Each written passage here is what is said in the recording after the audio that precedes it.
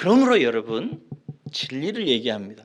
여러분들이 염려의 상황을 만나거든 그 염려와 두려움과 공포의 상황 속에 하나님이 여러분들에게 주신, 예수님을 통해서 여러분들에게 주신 하나님 나라가 그 상황 속에 있다는 사실을 기억하세요. 그 상황 속에서 그 상황을 이기면서 여러분들은 평강을 누려야 되는 사람으로 부름을 받은 사람들입니다.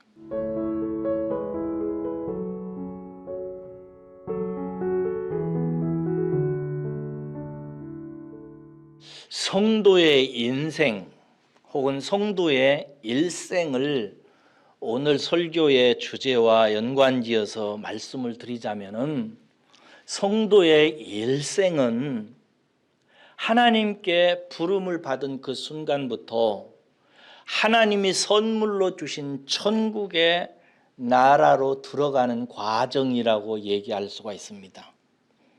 하나님께서 부르신 그 순간부터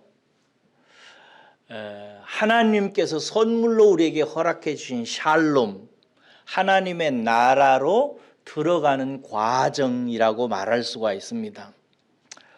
마치 옛날에 하나님께서 이스라엘 백성들을 애굽이라고 하는 사망의 땅에서 건져내 가지고 광야라고 하는 거친 삶을 40년 동안 살게 하신 후에 젖과 꿀이 흐르는 가나안 땅에 들이셔서 그들로 하여금 하나님의 나라에서 살게 하시듯이, 성도들은 옛적에 죄와 사망 가운데 사단에게 사로잡혀 살던 삶 속에서 끄집어내셔서 일정한 광야라고 하는 배우는 과정을 거친 후에 하나님께서 약속하신 샬롬의 나라, 평강의 나라, 하나님 나라에 들어가게 하셔서 그 나라를 누리게 하는 하나님의 과정이라고 말할 수가 있습니다.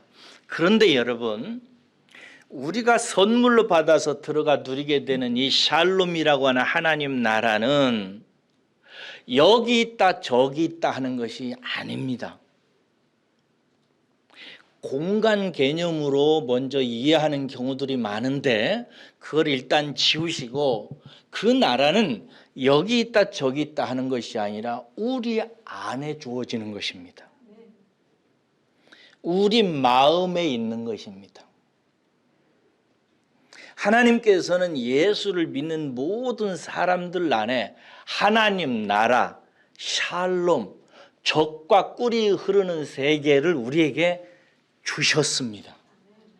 그래서 예수님을 믿는 모든 사람들 안에는 하나님의 나라, 샬롬의 나라, 하나님의 그 축복의 세계가 이미 임한 것입니다.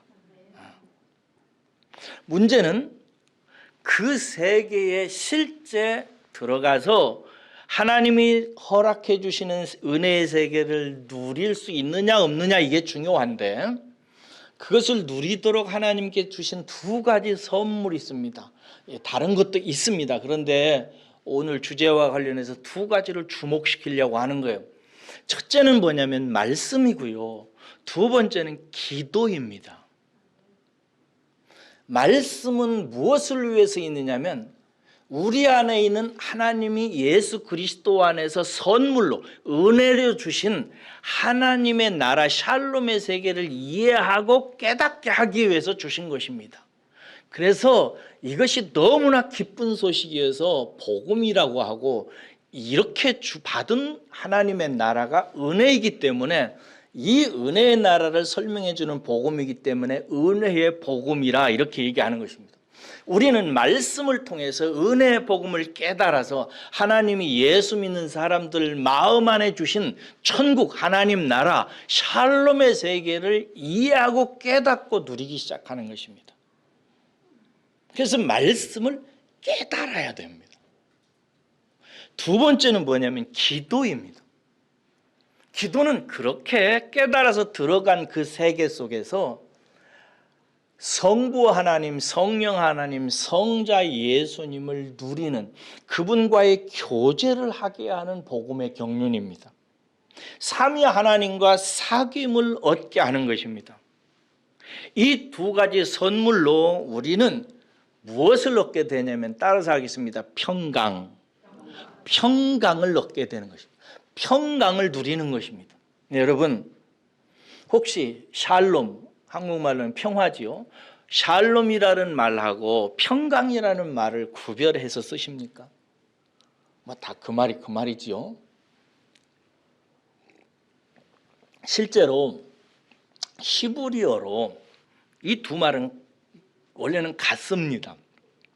히브리어로는 샬롬이라고 헬라 말로는 에이레네라고 제가 말씀을 드렸죠. 다 같은 말입니다. 그런데 이 두 말은 체험의 세계를 위해서, 우리의 신앙생활의 실제 경험을 위해서 구별되는 두 가지 단어로 쓰입니다. 하나는 뭐냐면 샬롬, 평화라고 하는 단어예요. 이 평화라는 단어는 무슨 뜻을 갖고 있냐면 예수님을 통해서 성령의 능력으로 하나님께서 우리와 하나님 사이를 회복시키셔가지고 허락한 세계를 말해요. 이게 하나님 나라이기도 하죠. 예수님을 통해서 성령의 능력으로 하나님과 우리 사이가 회복되어져 가지고 누리게 되는 세계, 이것을 샬롬, 평화라고 얘기하는 거예요.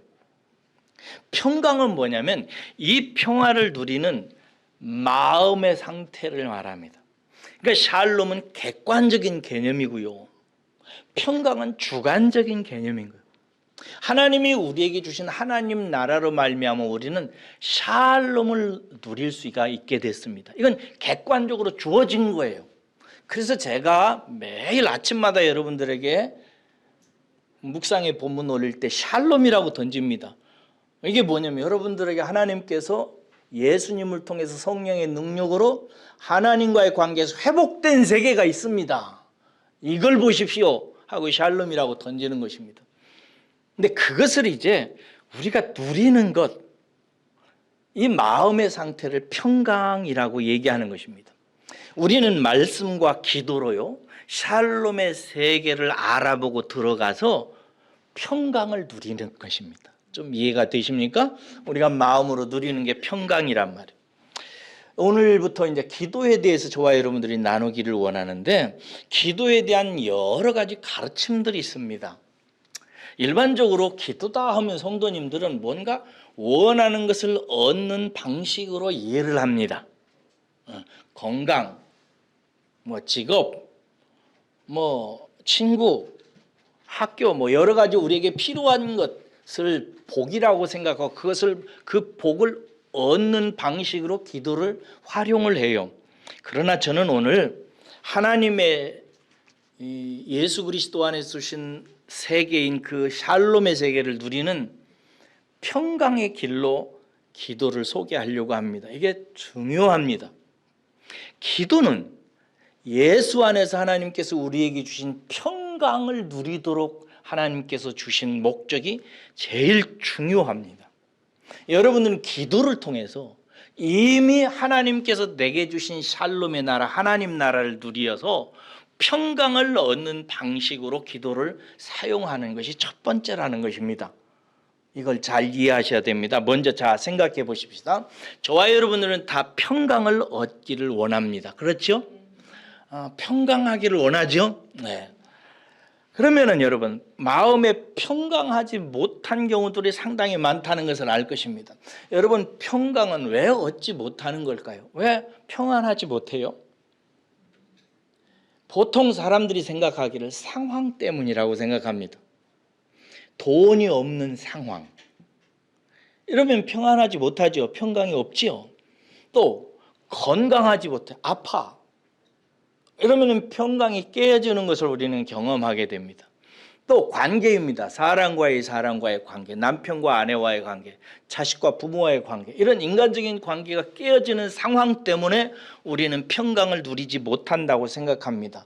어떤 사람은 직장을 잃을 때, 어떤 사람은 사랑하는 사람과 사별해야 될 때, 이런 모든 상황 때문에 내가 원치 않고 바라지 않고 뜻하지 않은 상황으로 인해서 내가 평강을 누리지 못한다고 생각합니다. 이런 상황들이 우리의 평강을 뺏는다고 여기지요. 그래서 우리의 기도가 상황 변화를 위한 도구로 사용하기 쉽다는 것입니다. 상황을 바꾸어서 돈도 생기고 직장도 생기고 관계도 좋아지고 몸도 건강해지고 이렇게 하면 내가 평강을 회복할 수 있다고 생각이 들어가지고 그런 상황이 변화되는 도구로 기도를 사용하는 경우가 있습니다. 맞아요. 잘하는 것입니다. 그러나 그것보다 더 중요한 게 있는데 여러분 한번 물어볼까요? 그러면은 그런 상황이 변해서 완전한 상황이 될 수 있을까요? 그런 상황은 인간 삶에 존재하지 않습니다. 그리고 그런 상황의 변화가 왔을지라도 그 상황은 다시 변합니다. 그러면은 평강은 또 깨어지고 잃고 이뤄지고 연약해질 것입니다.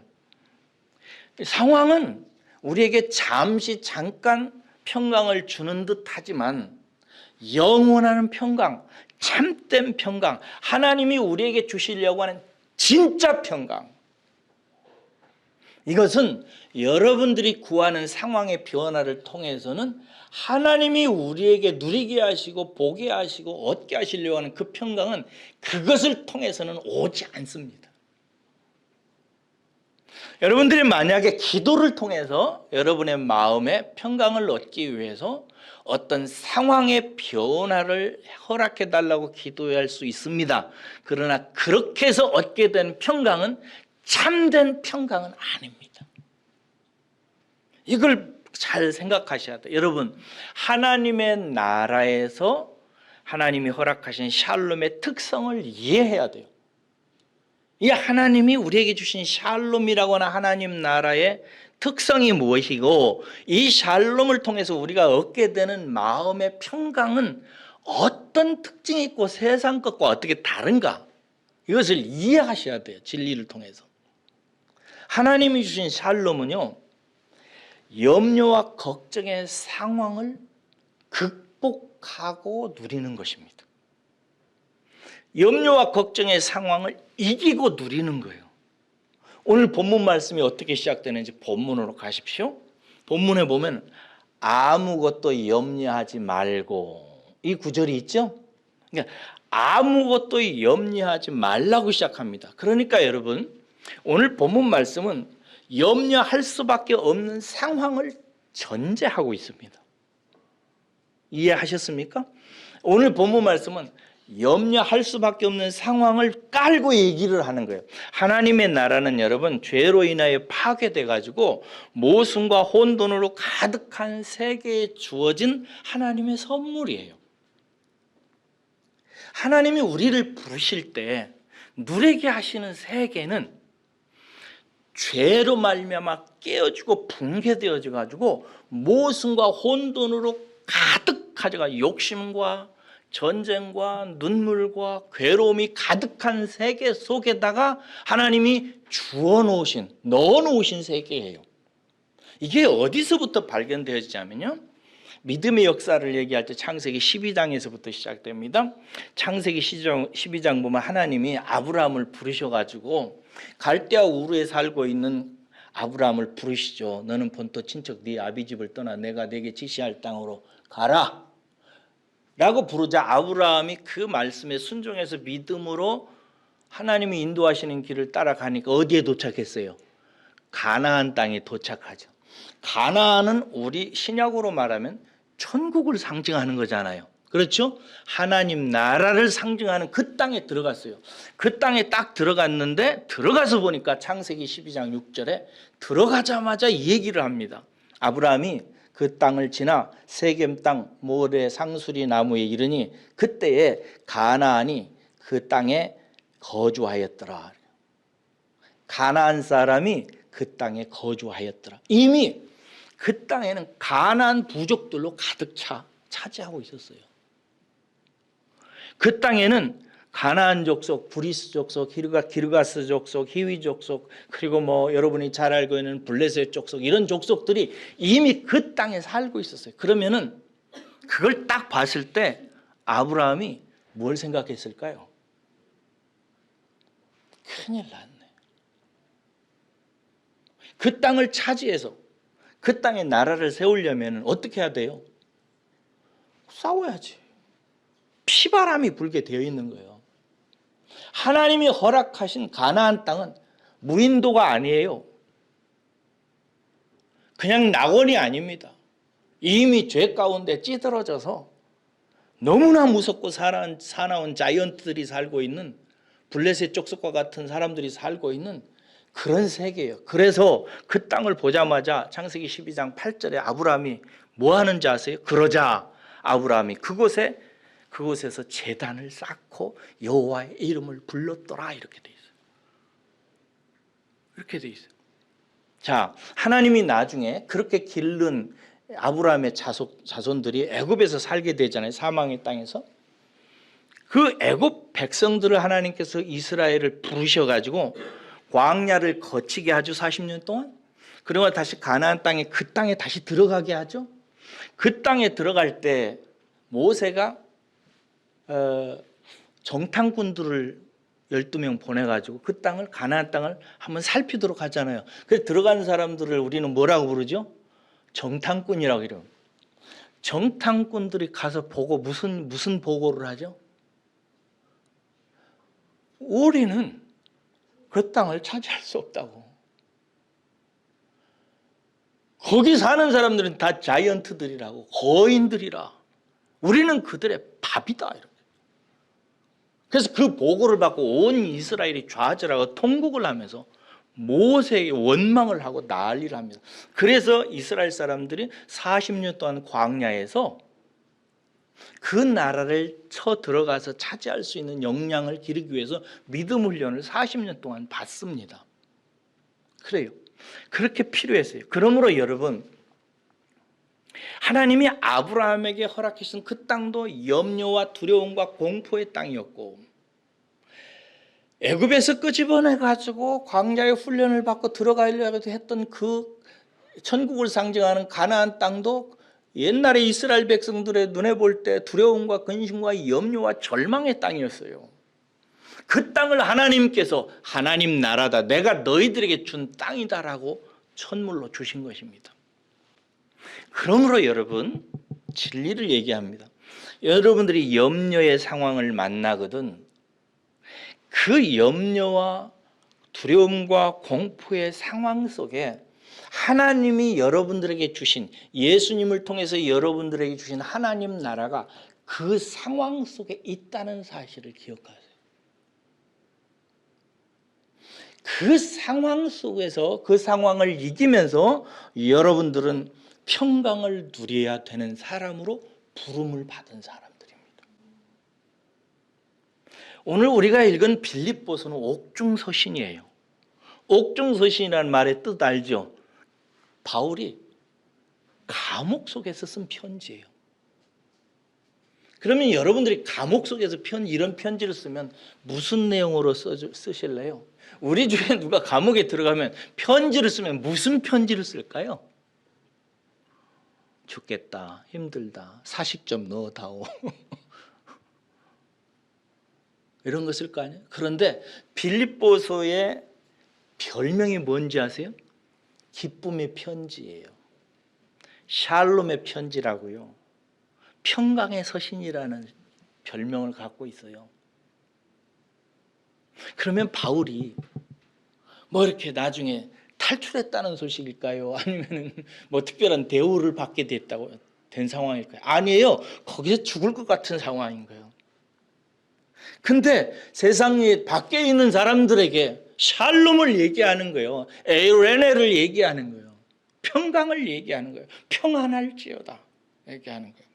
여러분, 우리는 이런 세상 속에 우리의 인생이 주어졌고 하나님이 예수를 믿는 우리들에게 주신 하나님의 나라 천국은 여기 있다 저기 있다 하는 것이 아니라 그 상황 속에 살아가는 우리의 마음 안에다가 하나님께서 선물로 주신 세계라고 하는 사실을 기억하셔서 우리가 누려야 되는 평강은 상황과 환경을 따라서 누리는 세상 사람들의 평강과 다른 거예요. 세상이 주지 못하는 기쁨인 거예요. 그 기쁨을 얻는 방법이 무언가? 기도요. 그 상황을 깨부수고 내 안에 있는 하나님의 나라를 꽃피게 하는 비결이 뭐냐? 기도요. 어떻게 해야 되는가? 자, 6절이 그 해답입니다. 6절 한번 읽고 여러분들 그 비결을 알아보세요. 6절 읽습니다. 시작. 아무것도 염려하지 말고 다만 모든 일에 기도와 간구로 너희 구할 것을 감사함으로 하나님께 아뢰라. 이 평범한 말이지만 굉장한 이치가 이 속에 들어 있습니다. 이 말을 제가 쉽게 번역을 해봤어요. 원어를. 이런 뜻입니다. 너희는 아무것도 염려하지 말라. 다만 모든 상황 속에서 기도와 간구로 감사와 함께 너희의 요청들이, 기도의 다른 말로 번역했어요. 너희들의 요구가 하나님을 향하여 하나님께 알려지게 하라. 이런 뜻이에요. 첫 번째, 아무것도 염려하지 말고라는 말은 무슨 뜻이냐면요, 염려를 어떤 것에 대해서도 염려하는 사색을 중단하라, 이런 뜻이에요. 우리가 어떤 악조건이나 상황, 두려운 상황을 맞이하게 되면 우리의 이성적인 생각은 그것에 대해서 사색하기 시작합니다. 오늘 본문 말씀은 뭐라고 얘기하냐면 그런 어떤 상황에 대해서도 생각하는 것을, 부정적으로 생각하는 것을 중단하라는 것입니다. 스톱! 사업이 잘 나는데 몸이 아파? 자식이 속썩여? 돈이 없어? 직장이 흔들려? 학교 다니기가 싫어? 친구가 괴로워? 이런 일이 발생하면 우리의 죄에 체득된 인간의 육체의 생각은 부정적인 생각으로 사색을 시작합니다. 그래서 지금의 안 좋은 상황을 극대화시켜 나가기 쉽상입니다. 생각을 할 줄 모르는 사람일수록 더 그래요. 생각을 잘 할 줄 아는 사람이어야 되는데 대부분은 생각을 어떻게 해야 되는지를 몰라요. 그래가지고 그냥 육체의 생각을 따라서 그냥 끌고 가는데, 오늘 본문 말씀 뭐냐면 부정적인 사색이 계속되지 않도록 그 사색을 중단하라, 스톱하라, 이런 뜻이에요. 이게 기도하기 전에 전초 작업이에요. 스톱. 내가 이 병 걸리면 죽는 거 아닌가? 내가 죽으면 우리 새끼들은 어떻게 살지? 끊임없이 자기 자신과 가족의 운명 위에다가 먹구름을 치기 시작합니다. 사람들. 스톱! 하라는 거예요. 그리고 둘째, 다만 오직 하나님께 아뢰라. 이게 주절입니다. 다만 오직 그런 것들을 하지 말고 다만 오직 한 가지만 하라, 이거. 오직 하나님께 기도하라. 이게 아뢰라는 말, 알리라라는 뜻이, 하나님께 알려들, 말씀드려라, 이런 뜻이에요. 오직 하나님께 말씀을 드려라, 이렇게 얘기하고 있어요. 예, 여러분 기억하십시오. 염려와 걱정과 두려움 속에서 얻게 되는 평강의 길은 기도입니다. 오직. 따라서 하겠습니다. 평강의 길은 오직 기도다. 평강의 길은 오직 다만 기도하는 것입니다. 이거 쉽게 풀으면 힘들고 어려울 때에 어두운 생각, 부정적인 생각을 중단하고 오직 하나님께 말씀드리는 것, 이것이 평강으로 가는 첫 스텝입니다. 그 다음에 보세요. 그러면 어떻게 기도하는가? 거기 보세요. 다만 기도와 간구로 너희 구할 것을 감사함으로 하나님께 말씀드리라, 알려라, 이런 말씀이에요. 여기서 기도, 간구 이런 말에 대해서 정확하게 문자를 모르면, 단어를 모르면 기도라는 말은 이렇게 하나님께 우리가 하는 기도라고 생각, 간구는 뭐 이렇게 막 간절하게 구한다 이런 뜻으로 번역되어 있잖아요. 그래서 막 금식하고 막 이러라는 말로 쓰고, 뭐 어떤 사람은 막 간절하게 부르짖으라고 막 설교하고 이러더라고요. 그런 뜻 아닙니다. 여기서 기도라는 말은 프로슈케라고 하는 단어인데요, 하나님을 향하는 것입니다. 자, 기도하는데 어떻게 해야 되냐면 하나님을 향하세요. 온 마음과 생각을, 인격을 하나님이라고 하는 그분을 향해서 집중하고 바라보고 향하세요. 영혼의 고개를 들고 하나님을 향하시라고. 아시겠어요? 이게 기도라는 단어, 프로시케라는 단어의 뜻입니다.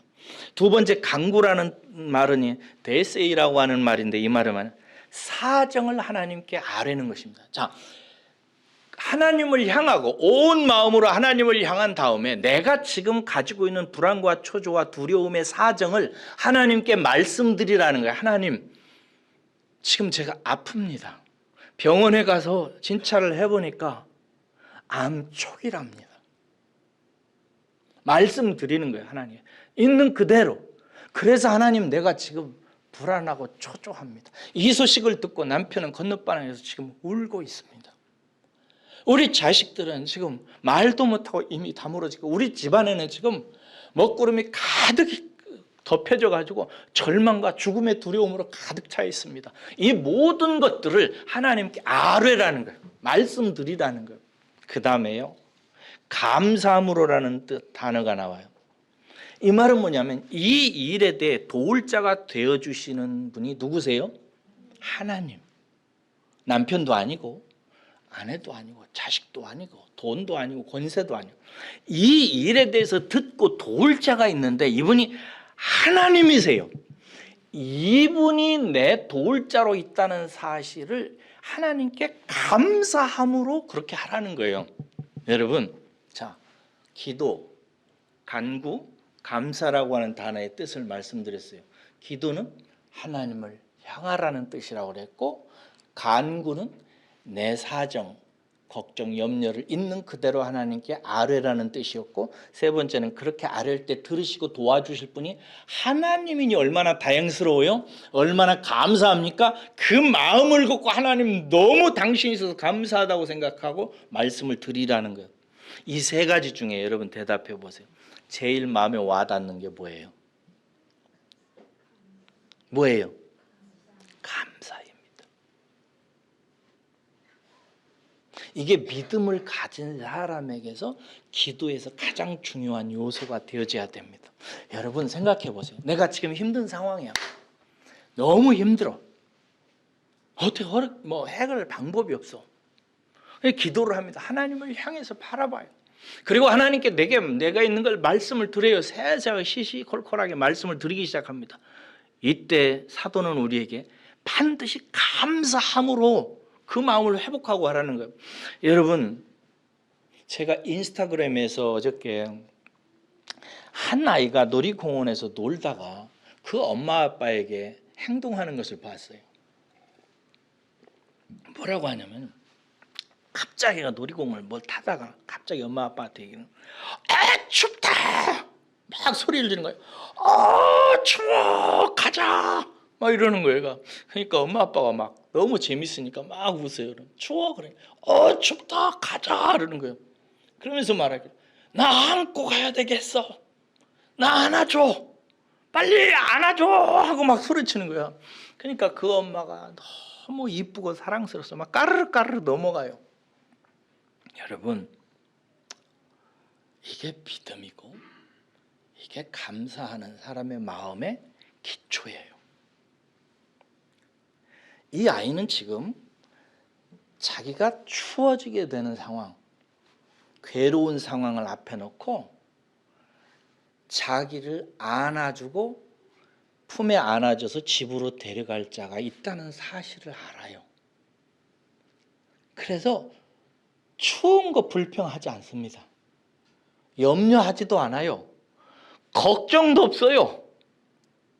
막 소리 춥다 막 이러면서 안아줘 가자 막 이러는 거예요.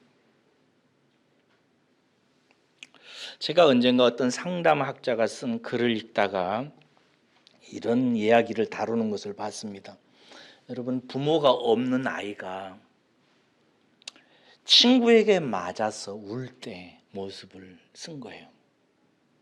부모가 있는 아이가 친구에게 왕따 당해서 맞아서 울 때 하고요, 부모가 있는 아이가 부모가 없는 아이가 그런 상황에서 울 때의 상황을 썼어요. 제가 그 대목을 읽으면서 울었어요. 부모가 있는 아이는요, 친구에게 맞거나 무슨 억울하거나 아프거나 이러면 부모를 막 부릅니다. 아빠 엄마 이러면서 목소리가 커져요.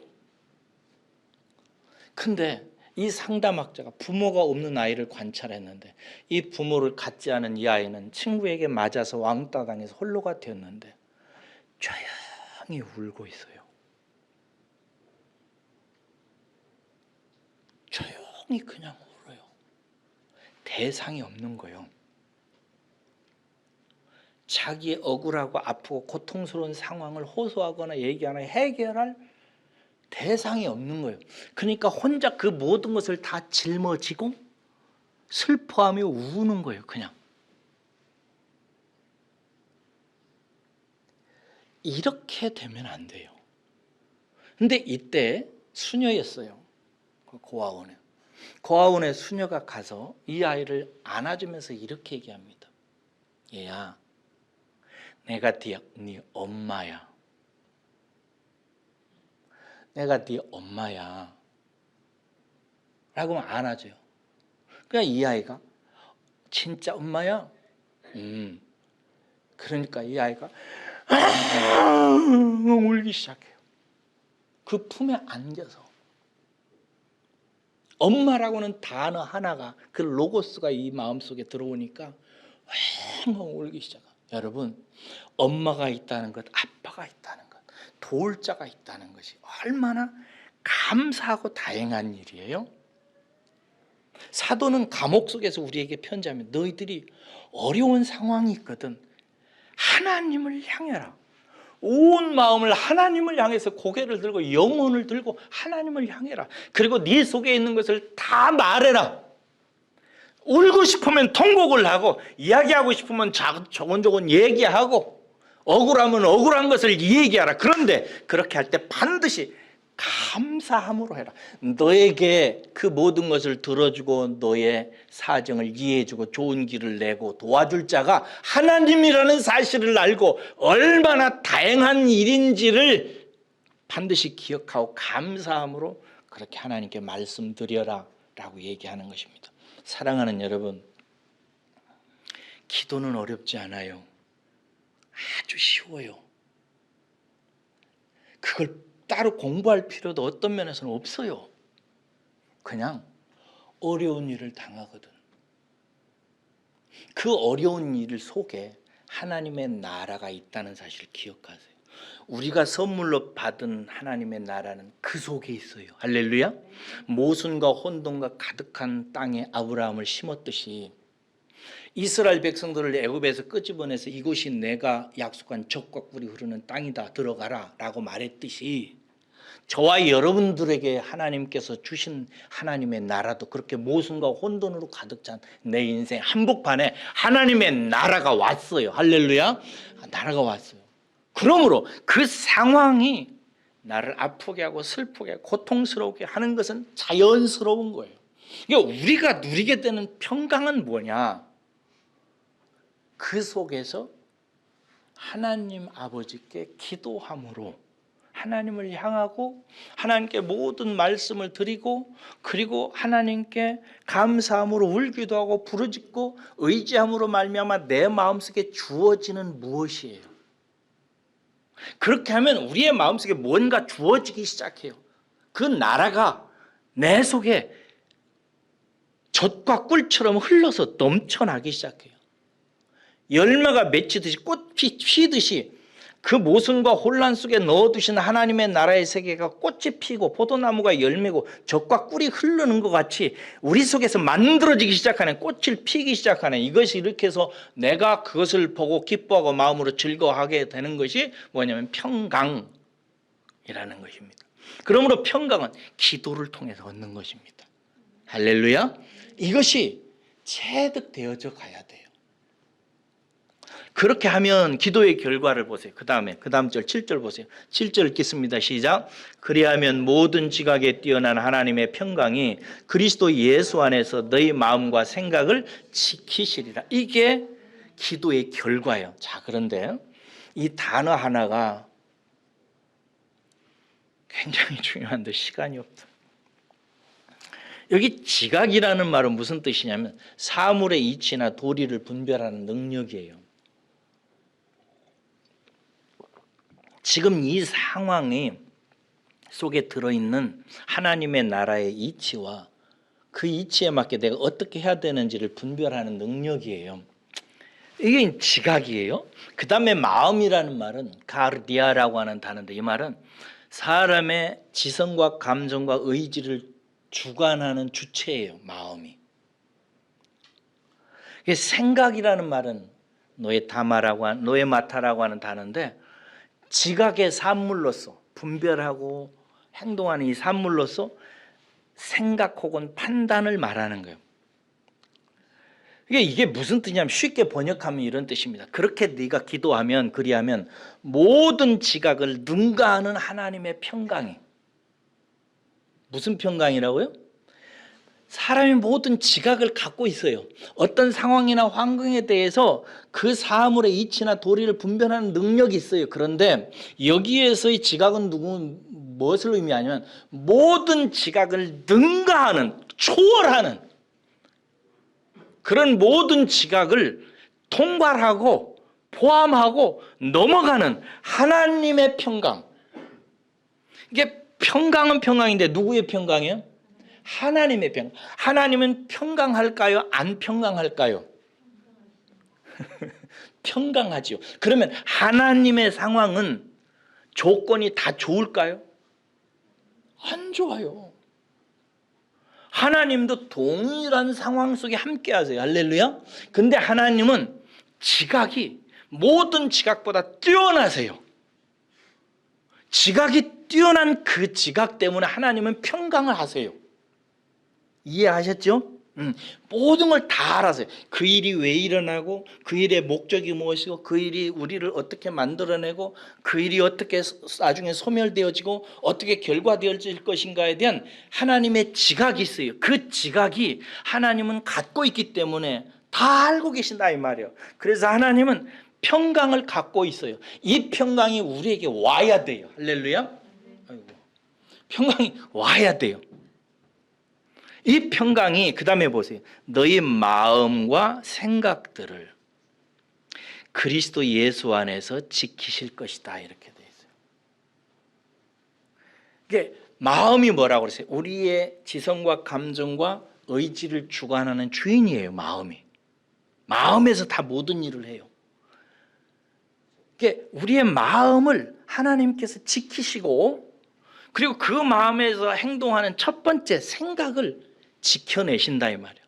무엇으로부터? 두려움으로부터, 염려로부터, 걱정으로부터, 절망적인 예상으로부터 우리를 지켜내시기 시작해요. 그래서 염려와 환경 속에 임한 하나님의 나라를 누리는, 평강을 누리는 핵심은 뭐냐? 마음의 생각을 하나님의 모든 지각을 능가하는 평강으로 덮여지는 것이에요. 하나님이 그걸 허락해 주세요. 이것을 보여주는 것이 뭐냐? 자, 보세요. 하나님의 나라, 우리가 지금 예수님을 믿음으로 말미암아 받게 된 하나님의 나라의 원형은 어디에 있냐면요, 에덴 동산이에요. 그렇죠? 에덴 동산이라고. 이 에덴 동산에서 무슨 일이 발생했어요?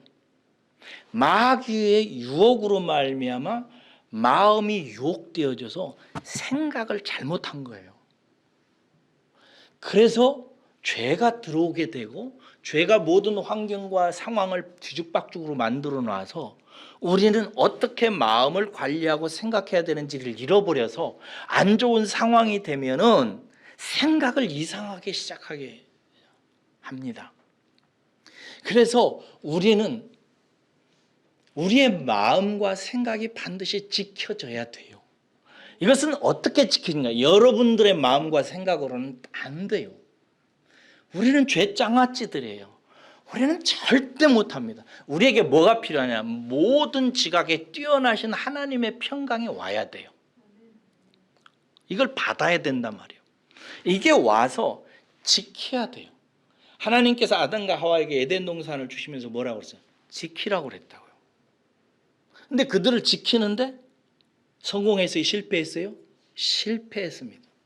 그래서 그들은 평강의 세계에서 쫓겨납니다. 쫓겨나서 그 샬롬이라고 하는 나라는 일정한 기간 동안 아무도 못 들어가게 하나님께서 막아놓으십니다. 옛날 개역개정판에는 화영검으로 들어오지 못하게 막았다고 그랬고, 요즘의 개정판에서는 불칼로 막았다고 이렇게 돼 있습니다. 이건 이제 하나의 상징이죠. 아무도 못 들어오게 돼 있어요. 근데 하나님께서 그 나라를 우리에게, 에덴 동산을 저와 여러분들에게 주신 거예요. 깨달으시길 주의 이름으로 축원합니다. 세례 요한 이후로 그 나라는 침범하는 자의 것이다라고 그랬어요. 누구든지 믿음으로 그 나라를 다시 들어가도록 하나님께서 에덴 동산을 활짝 열어놓으셨어요. 그래서 그 나라는 우리에게 왔어요. 그 나라가 왔는데 그 나라를 지킬 줄을 모르는 거예요. 그 나라는 무엇으로 지키냐면 마음으로 지키는 거예요. 마음의 생각으로 지키는 것입니다. 이스라엘 사람들이 젖과 꿀이 가나안 땅에 들어갔어요. 에덴 동산이 상징하는 그 땅에 들어갔다고요. 지키는데 성공했나요? 실패했나요? 실패했어요. 그래서 예수님께서 오신 거예요. 오셔서 말씀과 기도로 그 나라를 지키게 하시는 거예요. 우리가 기도하게 되면 그 나라가 지켜져요. 이게 안 될 것 같아도 이걸 여러분들이 체득하셔야 됩니다. 제가 개척하고 한 6개월쯤 됐을 때 저기 북한강 쪽에 올라가다 보면 왼쪽에 중앙기도원이라고 하는 기도원이 있어요. 그 기도원에 금식 기도를 들어갔는데 한 장로님과 부인인 권사님을 만났어요. 부산 분들이에요. 근데 부산에서 여기 경기도까지 왔어요. 왜 왔냐고 그랬더니 들어봤더니 도망 왔대요. 사업이 망해가지고 부채가 그냥 가득 끌어안게 돼서 맨날 빚쟁이들이 와서 멱살 잡고 싸우고 이러니까 이건 사람이 죽을 것 같더라는 거예요. 견딜 수가 없더라고요. 저도 우리 아버지가 옛날에 부채가 많으셔가지고 우리 집 앞마당에 빚 받으러 온 사람들이 와가지고 우리 아버지 멱살 잡고 싸우고, 그러면 우리 집이 그날 밤은 완전히 초토화가 되는 거예요. 염려와 걱정으로. 잘 알아요. 이분들이 그렇게 하니까 도망온 거예요, 기도원으로. 그러니까 이들 얼굴이 어떻게 했어요? 제가 볼 때 그냥 얼굴이 사색이에요, 사색. 근데 이분들이 저하고 함께 금식을 한 사흘인가 했어요. 하고 났는데 둘째 날, 셋째 날, 넷째 날 되면서부터 이분들의 얼굴이 달라져요. 마지막에 금요일 날 같이 모여서 예배 드렸는데요, 두 분이 막 얼굴이 환해져가 찬송을 부르는 거예요. 그러니까 그 원장님이 남자분인데 원장님이 물었어요, 그 얘기를. 그러니까 그 얘기를 다 하면서 뭐라고 얘기하냐면 우리들 마음속에 하나님의 응답으로 평강이 왔대요. 마음이 평안하대요. 염려가 안 된대요. 걱정이 안 된대요. 이해되세요?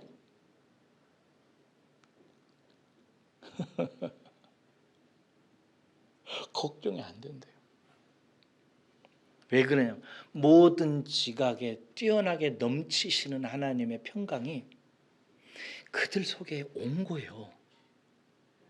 하나님을 향해서 우러르면서 자기들이 하고 싶은 말을 다 며칠 동안 한 거예요. 그리고 이렇게 기도할 수 있는 나라고 하는 신분을 감사함으로 그 하나님 품에 안겨서 며칠 동안 지낸 거예요. 지내다 보니까 모든 지각이 그 상황을 다, 그 상황 속에서 어떻게 해야 되는 사물의 이치와 도리를 분별하는데 능숙하신 하나님이 가지고 있는 마음의 상태, 그 평강이 그들 가운데 송송송 들어오기 시작하니까 그들의 마음이 평강을 찾기 시작한 거예요. 그러면서 이제 알겠대요. 자기들의 인생을 잘못 살았대요. 지금까지 살아온 삶은 하나님이 나에게 살라고 하는 인생이 아니라는 것을 확실하게 알았대요. 그러면서 여러 가지 계획들을 갖고 기쁨 중에 내려가셨어요. 이렇게 하나님이 마음을 지키게 하시는 거예요. 기도는 뭐냐?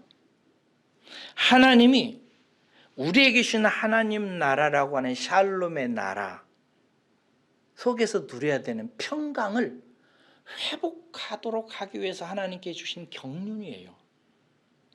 기도를 통해서 우리는 하나님의 선물을 누리는 거예요. 기도는 그거예요. 그래서 기도를 통해서 세상에 주지 못하는, 세상이 알지 못하는, 세상 사람들 누구도 헤아리지 못하는 세계에 대해서 들어가요. 거기로. 그게 샬롬의 나라, 하나님 나라예요. 샬롬의 나라로 들어가서 평강을 누리도록 하나님께서 주신 것이 기도라 이 말이에요. 그 외에 기타 다른 것들은 그 후에 하나님께서 응답하시는 요소들이지 본질적인 것들은 아니다, 이런 뜻이에요. 이해하셨습니까? 제가 언젠가 2번 얘기했어요. 김상복 목사님이 저에게 기도를 알려주신 분이에요. 어느 날 주일날 아침에 동료 목사님들 전도사님들과 함께 아침 주일 예배를 준비하기 위해서 모였는데 기도 제목을 다 얘기하래요. 그래서 쭉 돌아가면서 다 얘기했어요. 저도 얘기하고. 그랬더니 김상우 목사님이 기도해 주시겠대요. 그래서 다 같이 기도합시다 하길래 제가 그랬어요. 목사님, 왜 우리들 기도 제목만 받으시고 목사님 기도 제목은 안 내세요? 기도 제목 말씀해 보세요. 제가 해드릴게요. 까불던 시절에 전도사가 그렇게 얘기했어요. 그랬더니 김상호 목사님이 이렇게 얘기했어요. 잘 들으세요. 내 기도 제목은 항상 이것뿐입니다. 하나님께서 선물로 주신 평강을 사람이나 환경이나 마귀로 인하여 흔들리거나 빼앗기지 않게 해달라고. 상황을 얘기하는 거예요. 하나님이 내게 주신 샬롬의 나라를 통해서 내가 누려야 되는 평강을 사람 때문에, 이런저런 환경 때문에, 이런저런 마귀의 유혹 때문에, 역사 때문에 잃어버리지 않게 해달라고. 평강한 상태를 회복하게 해달라고. 내 마음과 생각을 지키게 해달라고. 하나님의 지각에 뛰어나신 평강이 나에게 임해서 내 마음과 생각을 지켜서 지금 이 상황 속에서 내가 평강을 잃어버리지 않게 해달라고. 이것을 빌립보서에서는 기쁨이라고 얘기해요. 이 기쁨은 세상이 주지 못하는 것이고 세상이 빼앗지 못하는 거예요. 이것이 기도의 핵심이에요. 기도하겠습니다.